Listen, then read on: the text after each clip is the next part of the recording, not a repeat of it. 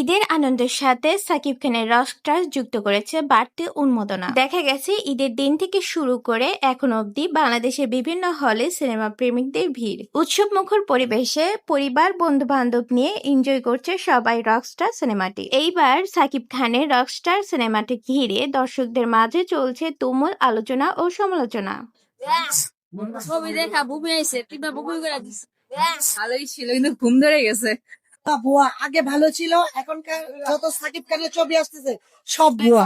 মানে একটু বেশি মানে মানে অনেক বেশি টেনেছে লাস্টের দিকে, এত টানা দরকার ছিল না। মুভিটা দেখার পর ঘুমের জন্য কিছু টাইম দেওয়া উচিত। একটু ঘুম আসছিল, তবে প্রডিউসার না সবকিছু খিচুড়ি ডাল চাল সবজি সব মিলাই ফেলছে। অনেক ভালো লাগছে। বাংলাদেশ এরকম টাইপের মুভি যে আসতে পারে এটাকে কল্পনা করতে টিপিক্যাল সাকিব খানদের জন্য না, এটা আসলে অনেক জনরা থেকে সাকিব খান অনেক বেরিয়ে আসছে।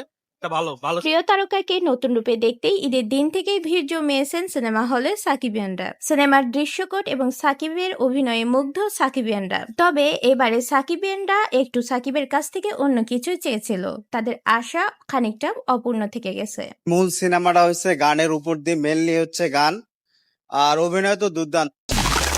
সিনেমার গান নিয়েও প্রশংসা করেন সাকিবিয়ানরা। তারা বলেন এই ধরনের মুভি তারা বারবার দেখতে চান। কোনো সিনেমা থেকে এই সিনেমাটার গল্পটা খুবই ভিন্ন এবং সুন্দর একটি গল্প ছিল।